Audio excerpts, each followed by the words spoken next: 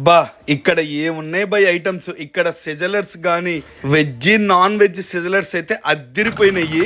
ఇక్కడ bubble tea అని చెప్పి ఫారెన్ కంట్రీస్లో ఉండే ఐటమ్స్ని మన కోసం వెరైటీగా టేస్ట్ చేయాలని చెప్పి ప్యాషన్ తోటి తీసుకొచ్చారనమాట.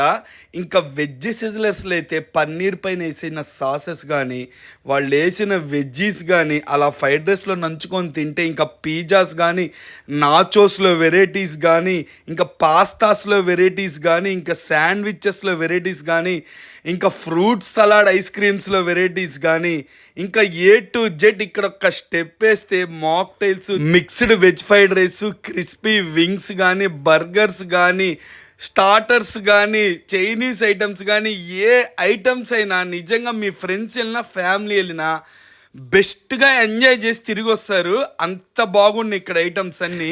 లైవ్ కిచెన్ ఏ ఐటమ్ చెప్పినా ఒకదాని మించి ఒకటి ఉంది. 100% సాటిస్ఫై అయితే అయ్యాను నేను. ఇంకా సిజలర్స్ అయితే అద్దరిపోయినాయి.